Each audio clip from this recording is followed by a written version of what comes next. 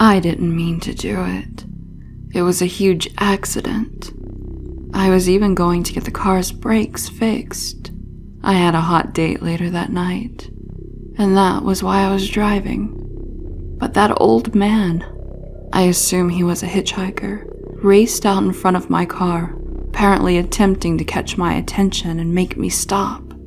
Oh, and I tried. I tried so hard. I kept pressing the brake pedal, and there was no response.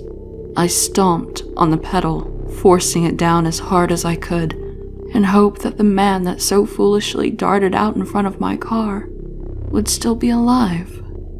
By the time my car had stopped, I had that sinking feeling in my stomach.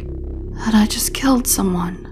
Heat seemed to fill the space between my ears like it would when I was a child, and I knew I had been caught doing something wrong.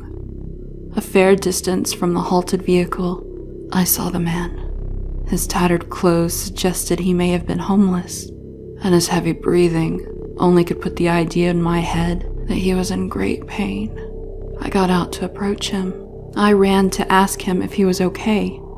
A smile tugged at the corner of his lips and grows into a mad grin. He laughs, but it's unnerving and unsettling. Blood begins to drip from his mouth as his insane cackle slowly turns to coughs. He speaks in a hoarse and rattling dying breath.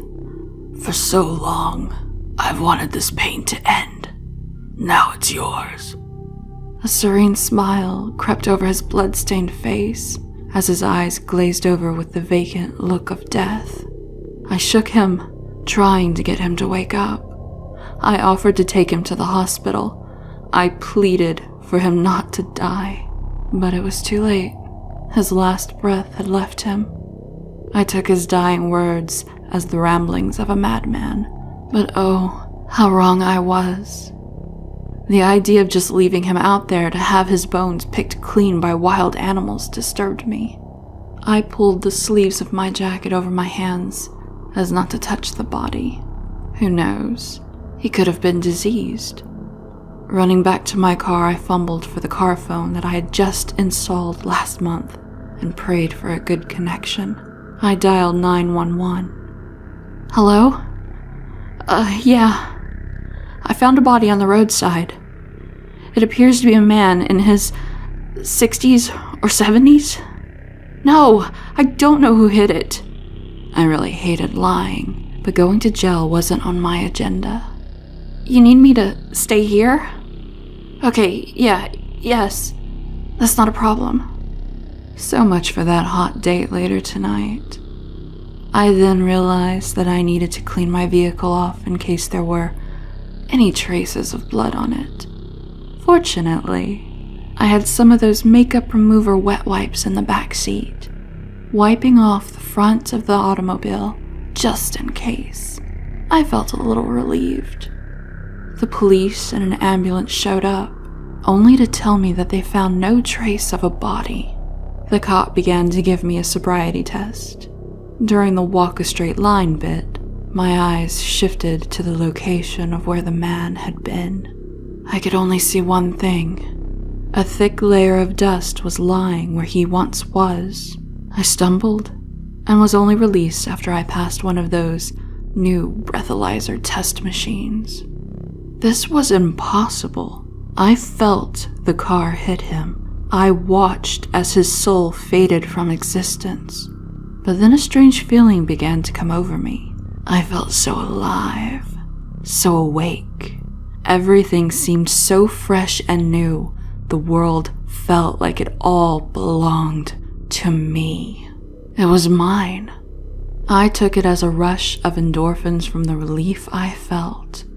I told the officers that I had been watching too many scary movies or reading too many frightening books.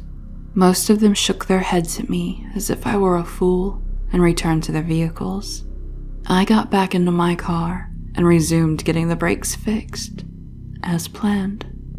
Life continued as usual. That feeling of grandeur hadn't left me yet. I always felt great. Within a year, I got married to Travis. He was the hot date I had later that fateful night. He's my perfect match, the man of my dreams. We lived in a nice house, had everything we wanted. Everything was wonderful. I rarely ever had thoughts of that strange, homeless man, and even those were soon pushed to the back of my mind, as so many good things had come to chase away the nightmares. But as the years passed, I began to notice some oddities. The attractive man I married was slowly growing gray and haggard. I looked no different than I did on my wedding day. Years went by and I hadn't changed. Travis suggested I just had good genetics, but I knew it had to be more than that.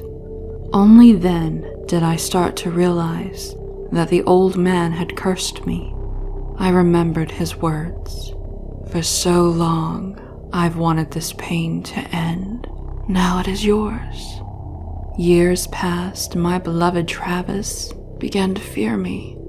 Rumors spread about me being a vampire or an immortal, but most of these things were laughed off. Others said I might have been the subject of some life extension project, and that was how I managed to afford such a nice house. Rumors circulated more and more with the passing of each season. Travis left me. It was inevitable. I went to the funeral not looking a day older, but I was shunned by the few family members that still lived. By the church, the community, they all avoided me. I was treated as if I was a demon. There was only one choice left. I had to move on. At this point, I had plenty of money and was learning to prepare a new identity every 15 years or so. I hopped countries multiple times and often struggled with whether to keep a lover close, to let myself fall in love, or to live as a mayfly, fleeting and forever beautiful in another's mind, and always alone. I met so many charming people, but I didn't want to see them deteriorate from their youthful beauty into something nothing more than frail, gray husks. I wanted to keep some of them, and I did, sometimes. But the grief to come always felt as if it would kill me.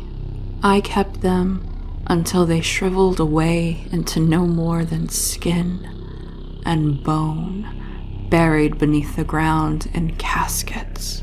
My heart would ache, my soul would scream in agony, only to betray me, to desperately reach out for love again and again.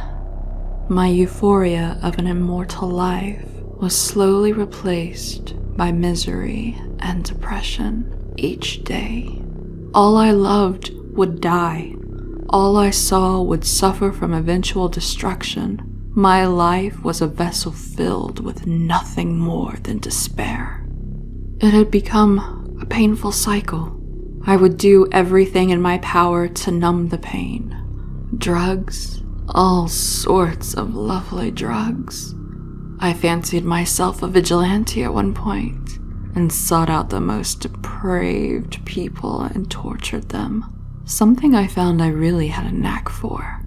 But I eventually grew tired of that and moved on to murder of the innocents, mostly small children and beautiful teenagers.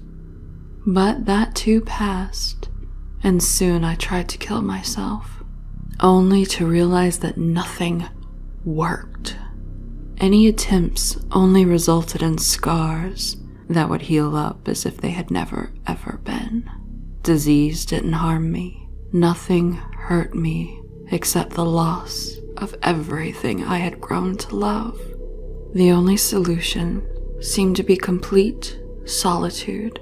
I locked myself away and shattered everything that I could see my accursed reflection in. That ageless reflection. That goddamned reflection. After all of this, I finally learned what the old man meant. He wanted to die. He wanted to end his misery.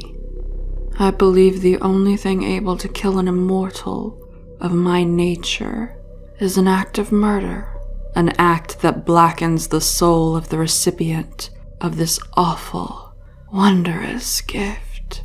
You cannot live forever in perfection. Immortality, it seems, is not so glamorous after all. Now, after hearing my tale, do you still want it? Do you really think you can endure it? If so, then take up the knife and strike true and deep. Have mercy, and please kill me.